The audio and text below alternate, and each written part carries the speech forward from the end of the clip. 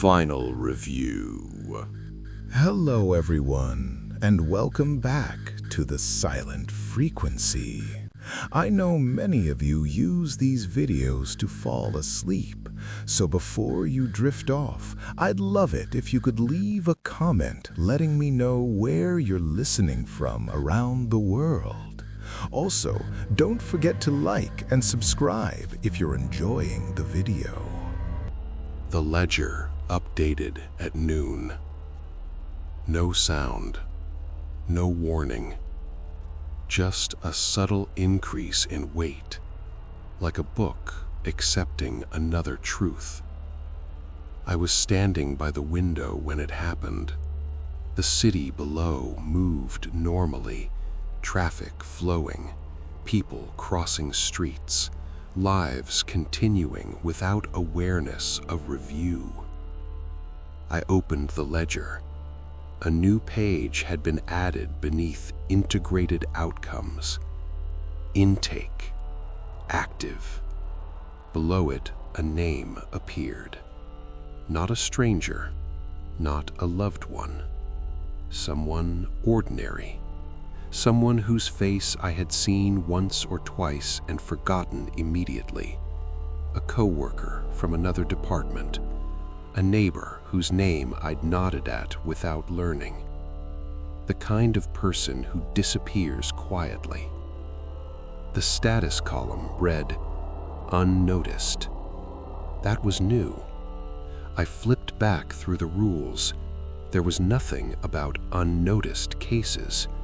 Deferred, disputed, archived, yes, but unnoticed. The ledger filled the margin on its own.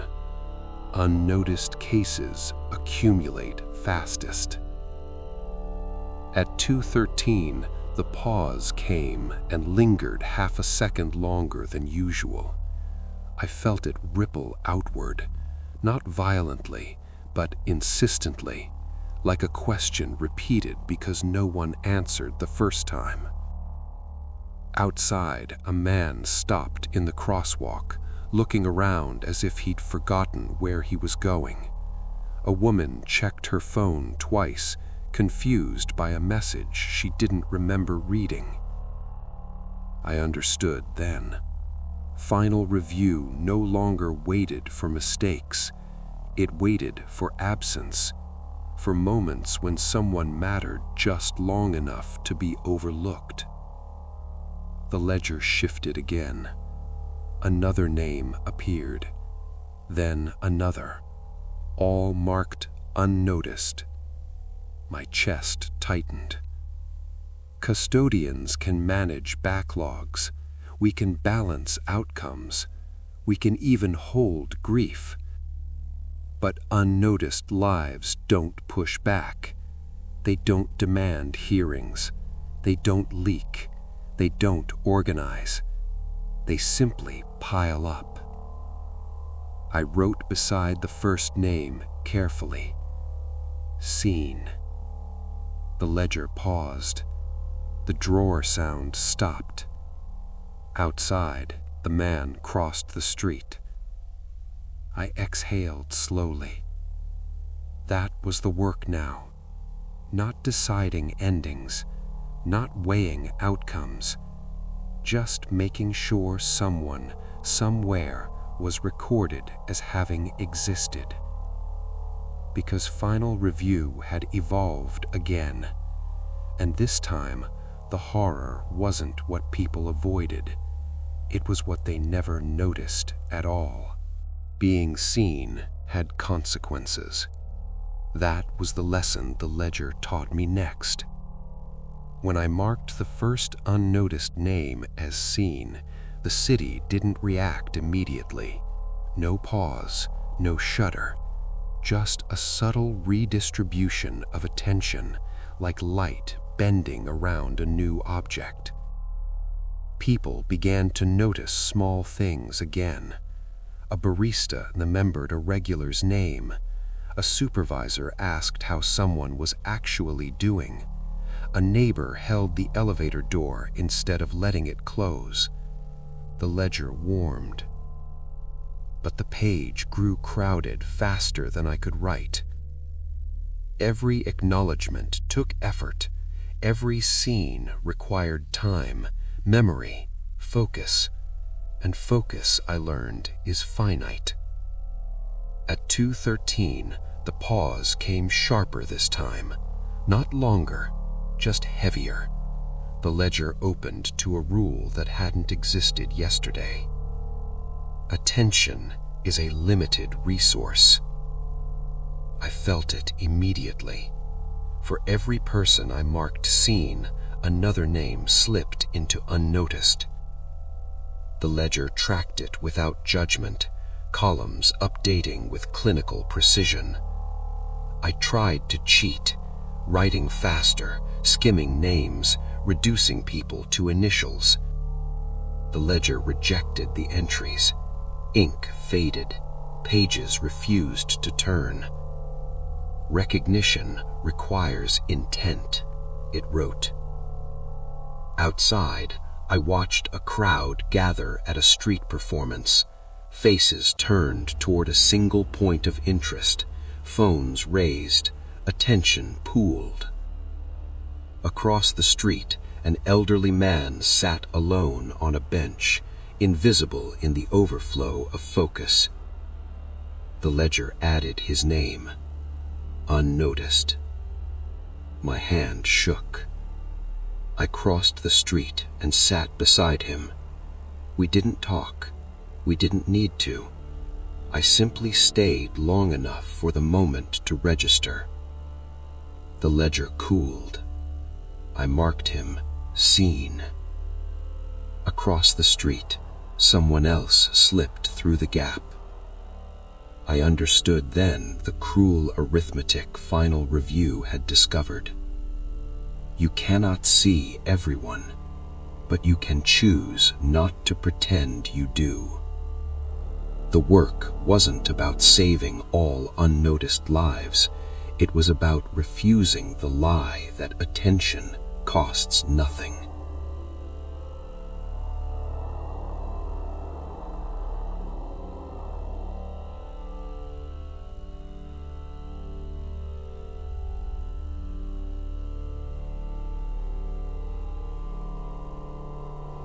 Avoidance didn't announce itself. It propagated. People learned from one another without speaking. They stood where cameras didn't look. They dressed to blend. They chose routines that left no impression. Attention slid off them like water.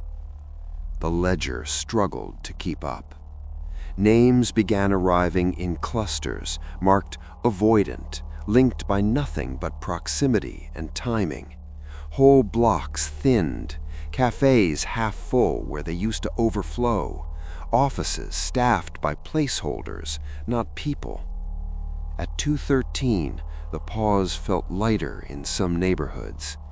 Empty pauses. The ledger updated a warning in stark ink. Critical mass approaching.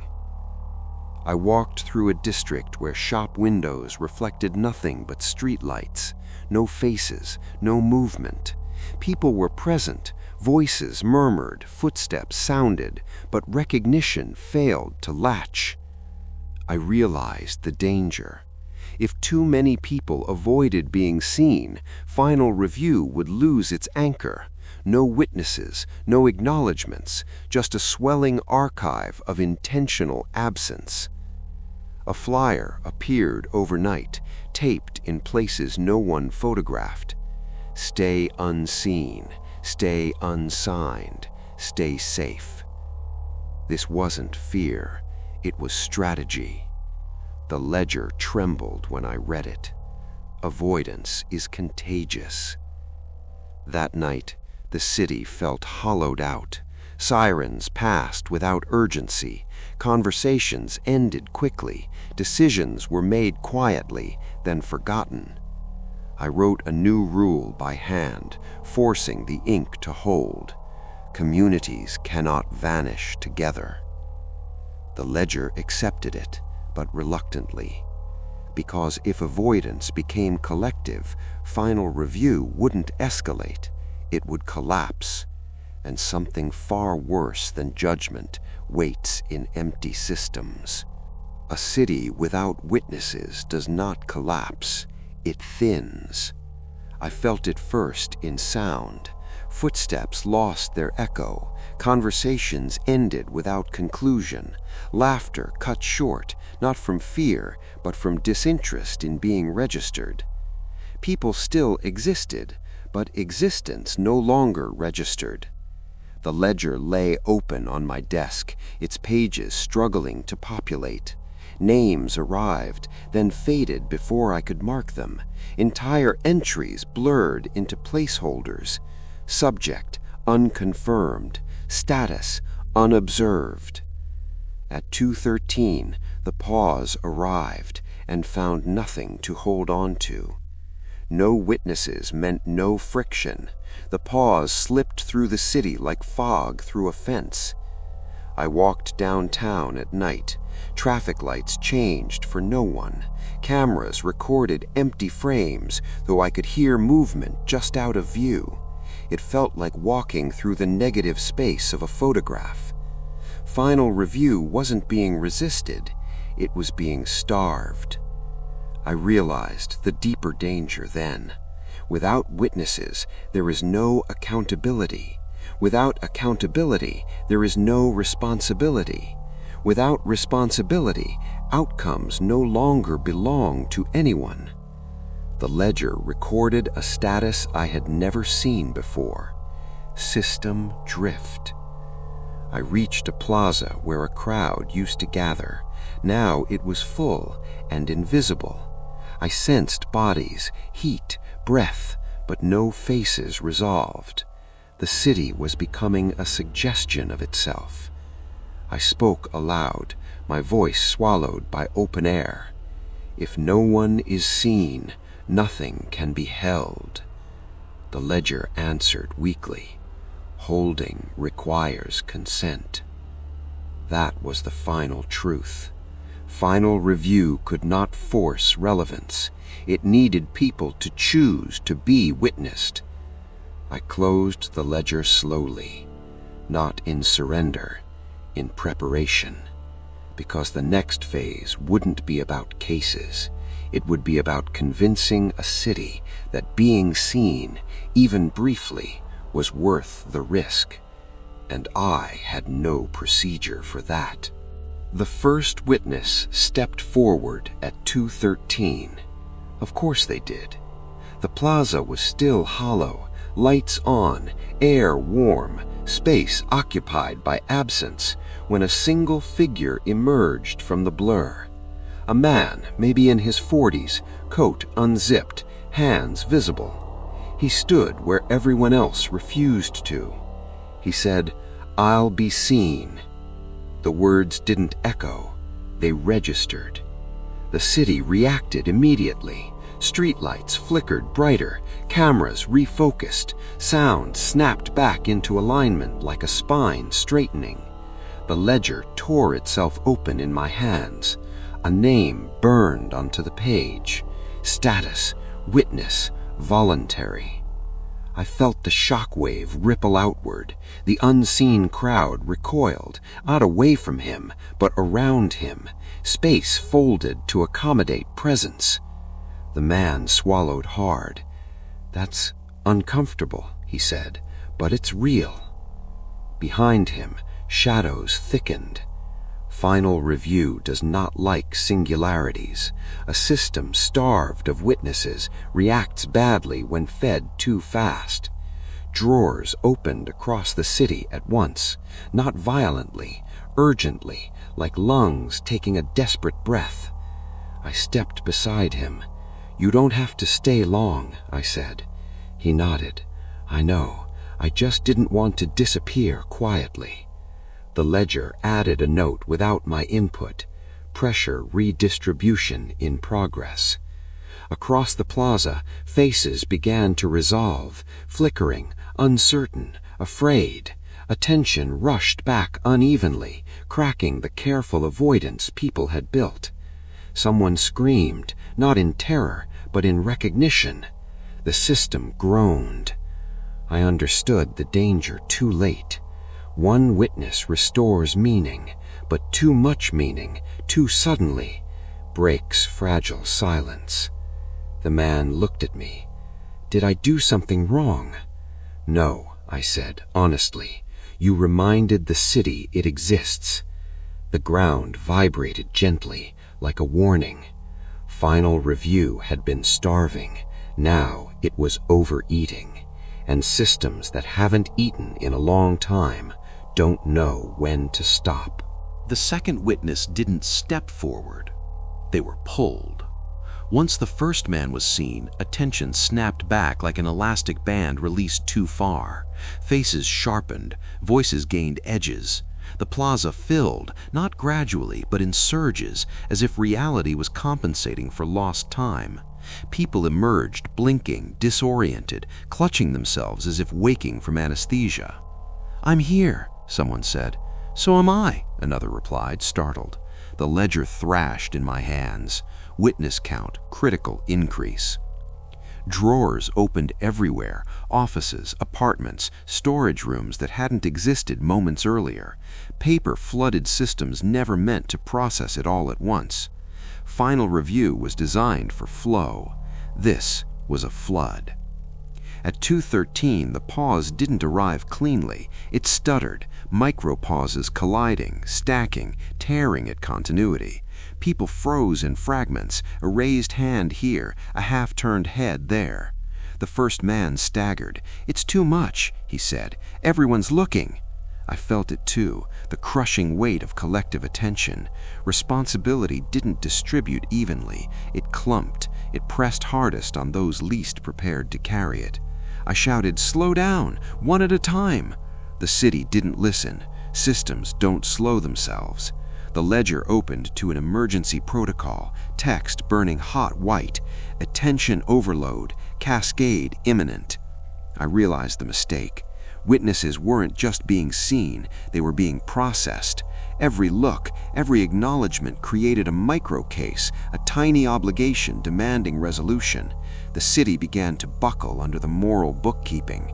A woman fell to her knees, sobbing. "I can't hold all of this," she said. Neither could the city. I raised the ledger and did the only thing left. I closed it.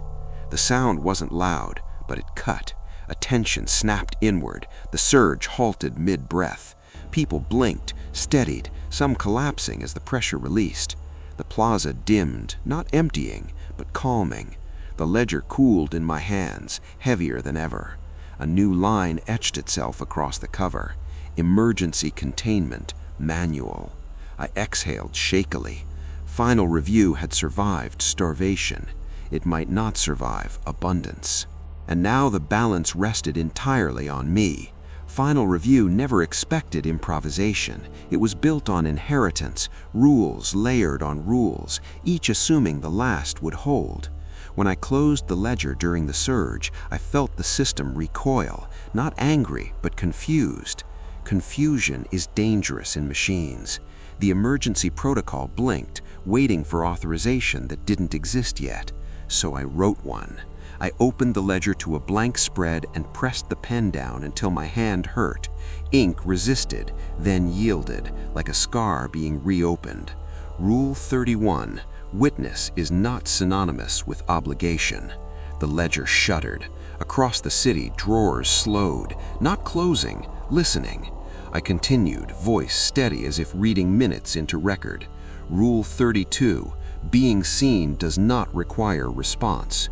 A long pause followed. The city held its breath without freezing. People felt it, a moment where attention no longer demanded action, where recognition didn't immediately turn into duty. Someone laughed in relief. I added the last line, knowing it would hurt the most. Rule 33. Responsibility begins only when accepted. The ledger went cold. That's how I knew it worked. Final review had always assumed responsibility could be assigned, deferred, redistributed. This rule severed that assumption. It broke the automatic chain. Attention no longer cascaded into cases. Witnessing stopped generating micro-obligations. The city's moral bookkeeping slowed to a human pace. The plaza steadied. People remained visible, seen without being crushed by expectation. The first witness looked at me, eyes clear again. "I can breathe," he said. "So can the city," I replied. The ledger closed itself gently. On the cover, the title updated, not erased, not replaced. Final Review, Adaptive Mode. A warning etched beneath it, smaller than before. Rules written by custodians carry costs. I felt the cost immediately. Fatigue deeper than exhaustion. The weight of authorship. Breaking the system meant owning what replaced it. Final Review hadn't been destroyed. It had been changed. And now, if it failed again, it would fail because of me. That's the price of writing a rule no one asked for. The city adjusted. Not quickly, not cleanly. Without automatic responsibility, people hesitated, not from fear, but from choice. Witnessing became lighter. Seeing no longer triggered an avalanche of obligation. For the first time, attention felt human again.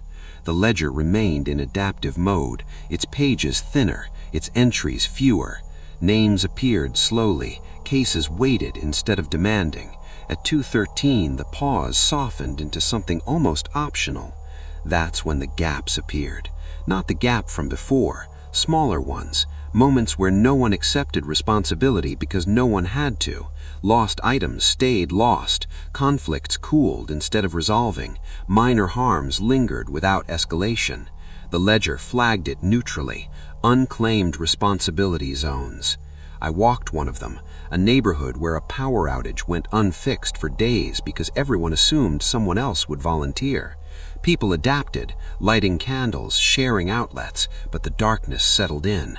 Something moved comfortably in that darkness, not loudly, not urgently. I felt it as a preference, a subtle pull toward spaces where accountability remained optional, where harm could exist without witnesses feeling compelled to respond.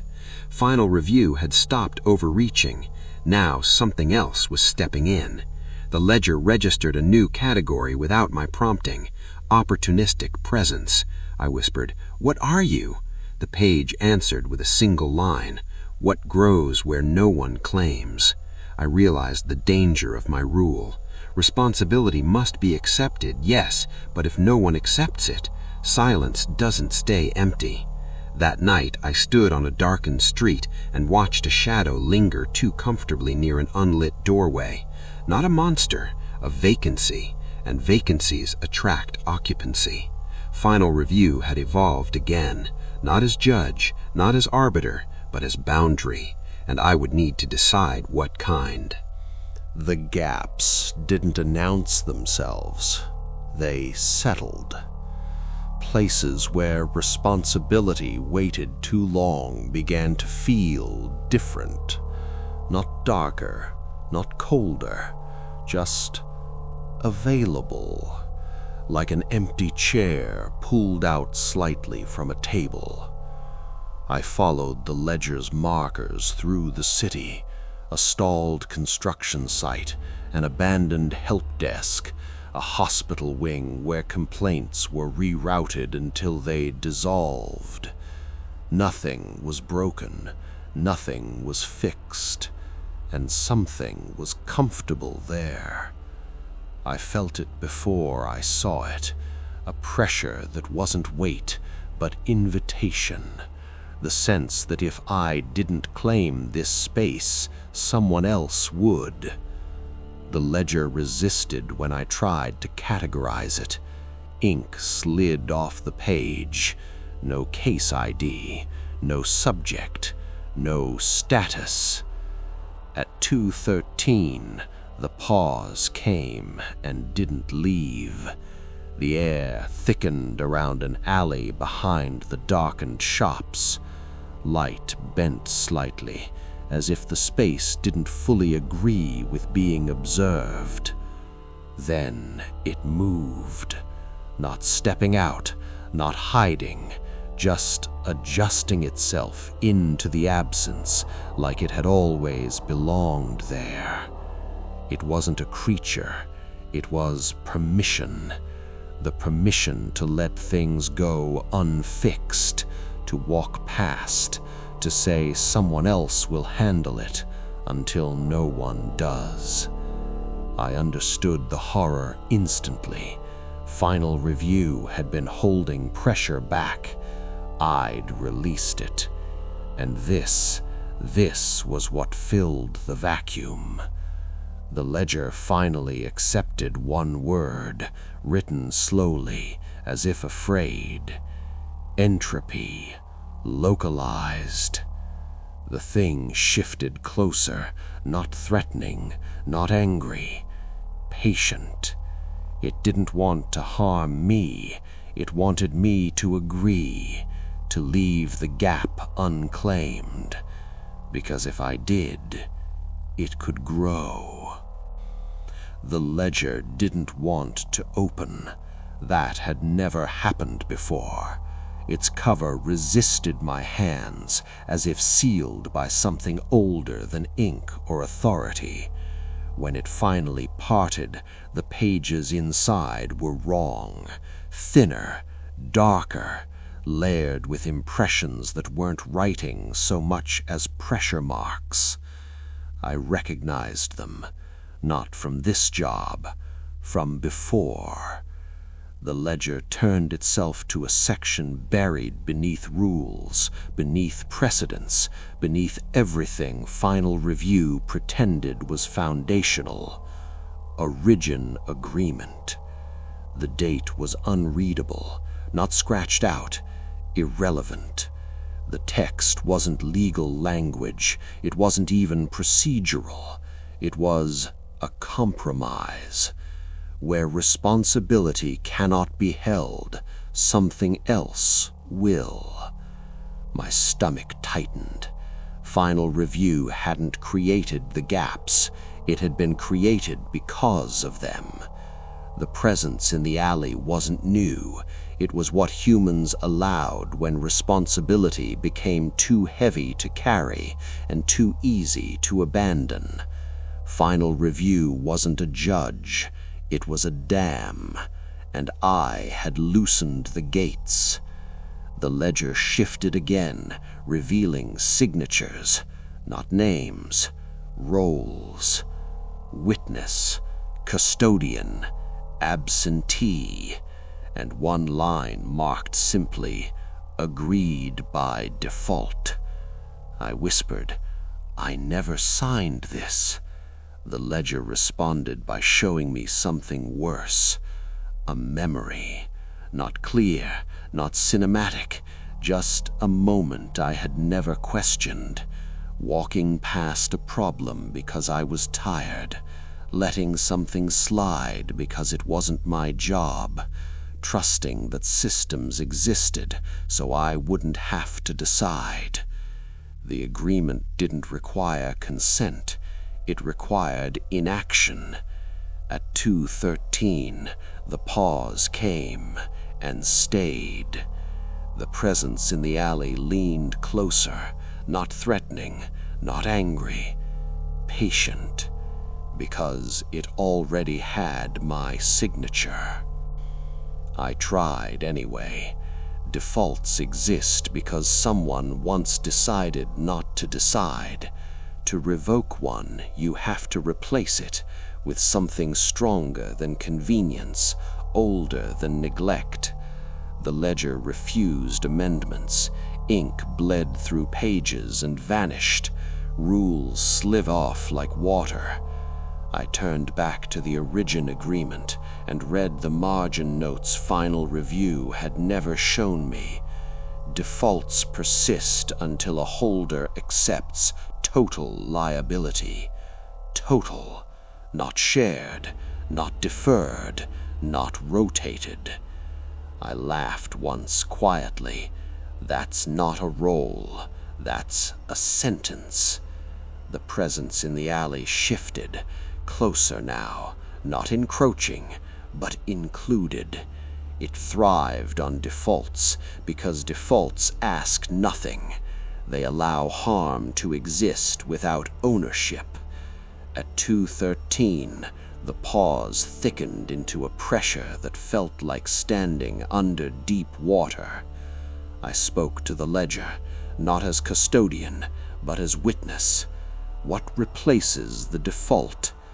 The page answered with a blank line long enough to scare me. Replacement required. I understood then.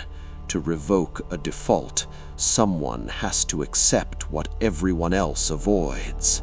Not a case, not a decision, the gap itself. I wrote a single sentence, hand shaking. Default revoked where a holder remains present. The ledger convulsed. Drawers across the city rattled. Some slammed shut, others fell silent. The presence recoiled, not angry, not hurt, confused. Presence is poison for defaults. It asks for engagement. It costs effort. But the cost landed on me. A new status etched beneath my name, deeper than ink. Holder, continuous. No rotation, no off hours, no deferral. The city steadied. The alley breathed out. The vacancy shrank, not gone, but contained by my attention. I felt the exhaustion immediately, bone deep, permanent. You can't revoke a default. You can only outstay it.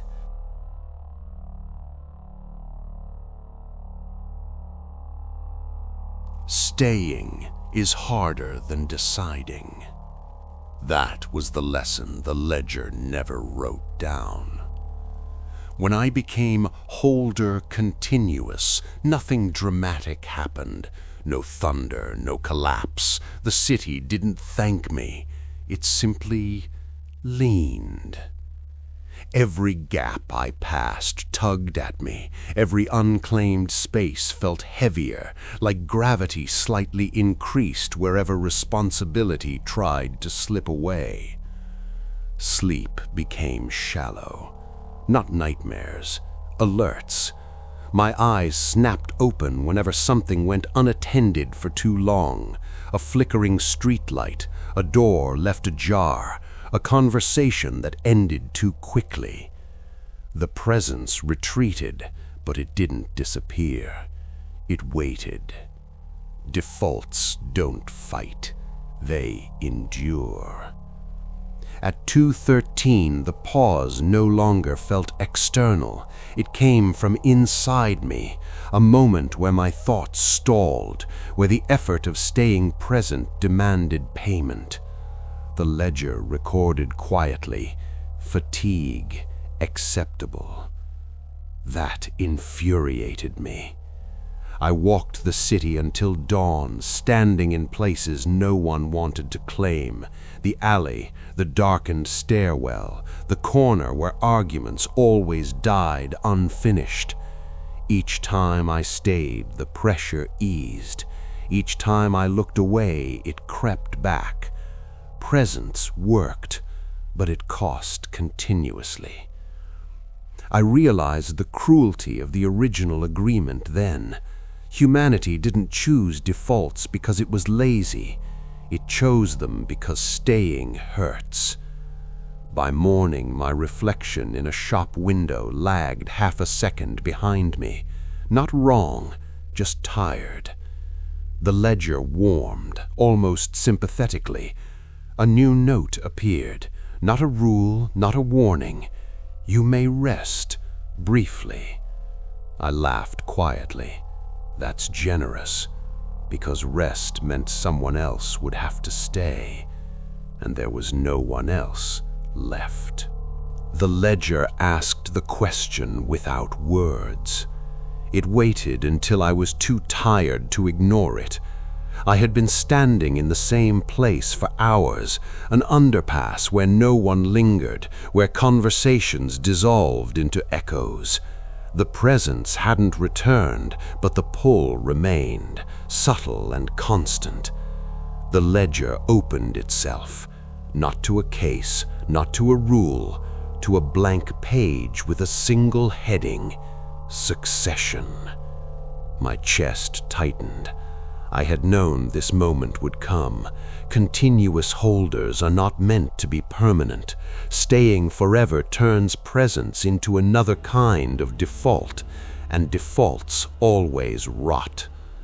At 2:13, the pause came gently, almost kindly. The city did not stall, it simply listened.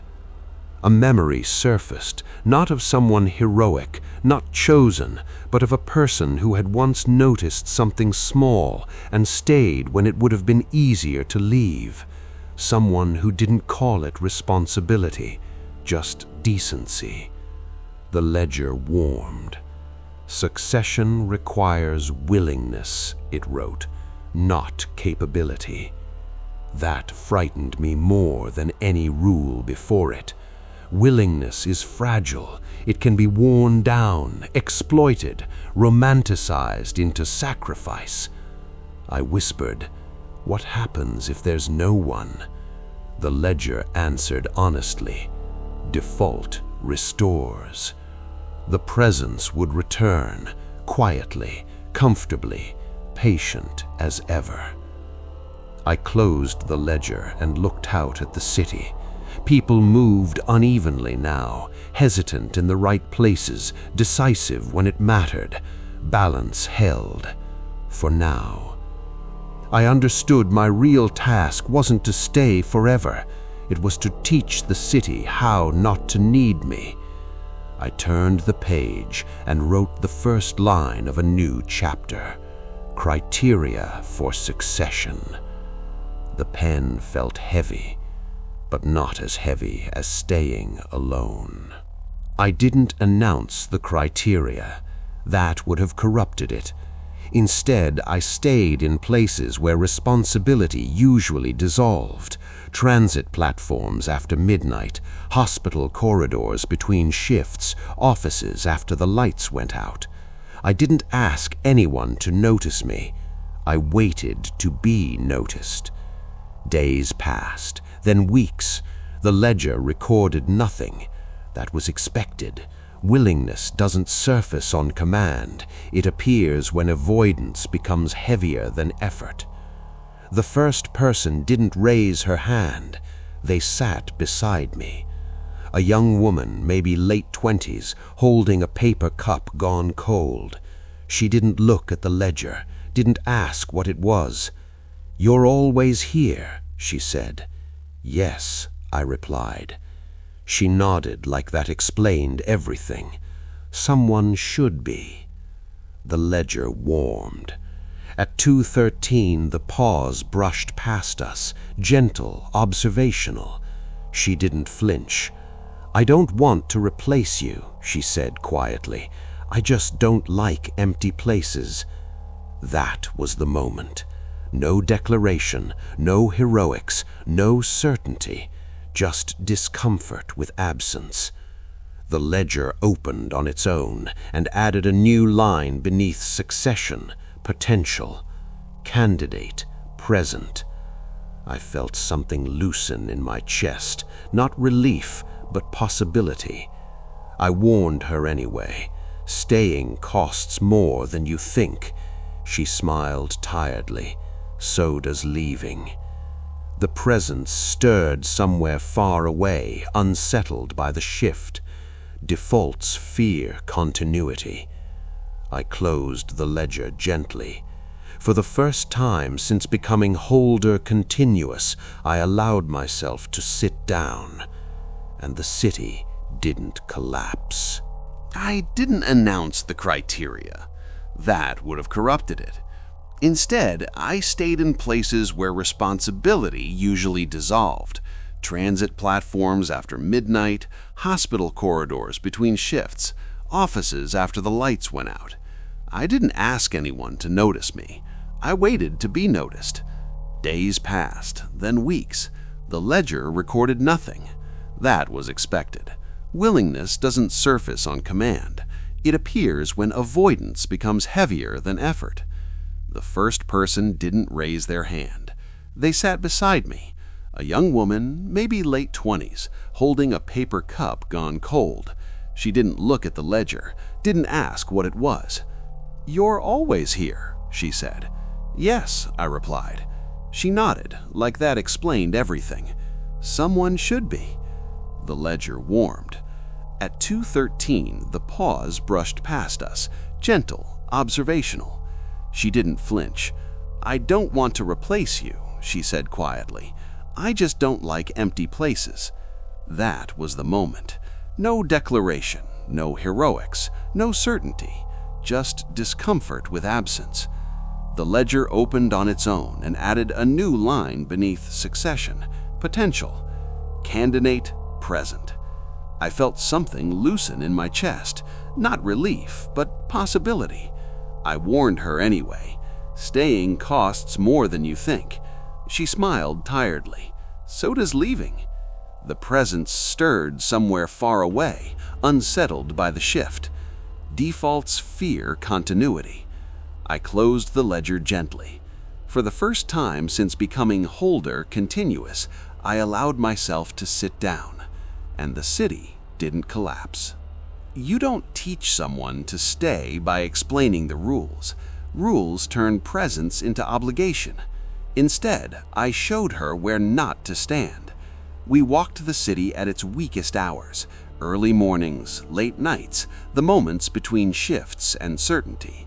I pointed out the places where responsibility thinned, an unanswered help desk phone, a stairwell where arguments always ended unfinished, a park bench no one sat on anymore.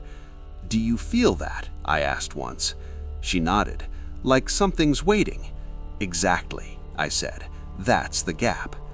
The ledger stayed closed during our walks. That was important. Presence learned under observation becomes performance. At 2:13, the pause came and went as it always did. She noticed it on the third day, not alarmed, just curious. "Is that normal?" she asked. "It is now," I replied. The first lesson wasn't endurance, it was limits. You don't stay everywhere. You stay long enough for a place to remember itself. She practiced, sitting without fixing, standing without intervening, acknowledging without absorbing. The ledger finally opened on its own, adding a new classification, apprentice, non-binding. That mattered. The presence shifted farther away, uneasy. Defaults dislike learning. They prefer fatigue and shortcuts. She asked the hardest question on the 7th night. "How do you stop it from becoming your whole life?" I didn't answer immediately, because I hadn't. Finally, I said, "You don't. You stop it from becoming the only one." The ledger warmed, not approving, but aware. Training wasn't about replacing me. It was about proving the city could hold more than one person who chose to stay. And if that worked, then maybe the default would finally have something it hates most: competition. The default does not panic. It adapts. The first sign was subtle. Places we had stabilized began slipping again, not all at once, just enough to test us. A stairwell we'd reclaimed felt hollow overnight. A park bench we'd occupied for days grew cold the moment we left. The ledger reacted instantly. Resistance detected. The presence was learning. It stopped waiting for absence. It began creating it. Appointments were delayed just long enough to miss. Conversations were interrupted at the precise moment connection formed. People didn't leave. They were pulled away by obligations that felt urgent but resolved into nothing. She noticed it before I did. "It's hurting us," she said quietly. She was right. The default wasn't trying to erase witnesses. It was exhausting them. At 2:13, the pause came sharper, biting into the moment instead of passing through it. I felt the old pressure return, the temptation to step away just briefly. The ledger burned. Default countermeasure, fatigue. That was its oldest weapon.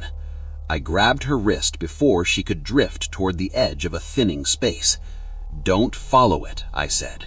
She nodded, eyes steady but tired. "It feels reasonable," she admitted, "like rest.